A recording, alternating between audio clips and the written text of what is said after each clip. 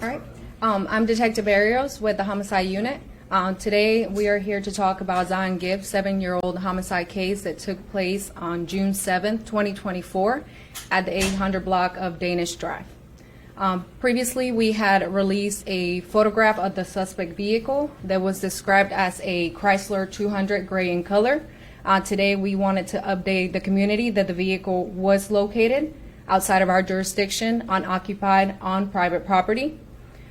We also wanted to update the public that another jurisdiction seized a firearm that through ballistic testing and our casings from the homicide scene were able to be connected as our murder weapon. And today we do have that firearm in our possession.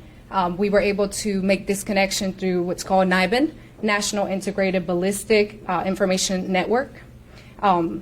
We also located or identified through the search warrant of the vehicle when we brought it back to the Fayetteville Police Department that there was an unrelated bullet hole to the right front passenger side of the vehicle.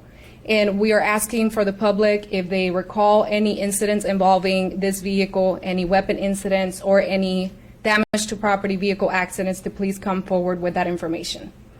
We want to open the floor now for a few questions, and Sergeant Locklear and I will answer them as best as we can. Who is that vehicle registered to, and is that person connected to the crime? We're not able to answer that at this time. What's the jurisdiction that you all found the car and gun? We're unable to answer that. How helpful has the community been in this case? I know that you've been rallying around the community and kind of the area in Danish Drive as well. How helpful have they been in helping you track down for this update? Actually, we were able to get the vehicle because of the cooperation of the community, so we are very thankful for that, which is why we're here today. We're asking that with this new information, we're hoping more people will come forward to help with this investigation. What is your thoughts about the vehicle having a bullet hole? Did someone shoot at the vehicle? What's the thought there? Why did that vehicle have a bullet hole? I'm unsure about that answer, but I know for sure that it's not related to this incident. So it's a bullet hole you think that was in that vehicle prior to the shooting of Zion Gibbs? Could be prior or after, but not during Zion Gibbs' murder. How close are you to identifying a possible suspect in the case? We have possible suspects in the case. We're just not at a point to release that information. How many possible suspects do you have? We have more than one.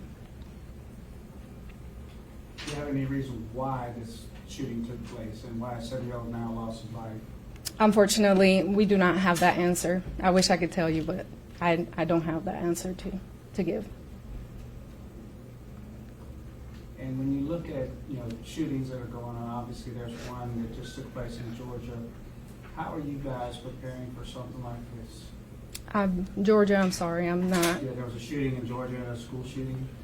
I'm sorry, I'm not really sure how that correlates. Yep, as always, we have the full support of the command staff here, and we do periodic training when it comes to things that that might happen. We do active shooter training. We're actually going through some training right now.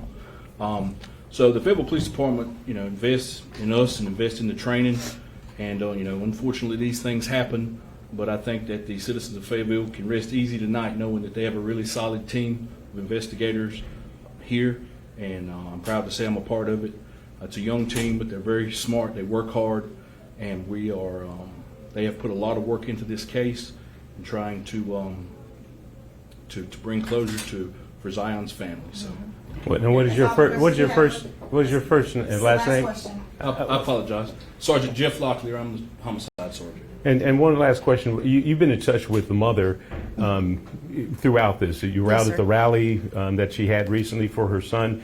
How is she receiving this information, the progress in the case? Ms. Gibbs has been working closely with the homicide unit, and I can't thank her enough. Because of her, we're able to continue to push this case forward. I think it's a relationship between Ms. Gibbs, her family, the community, and the police department that has allowed to get this case where it's at today.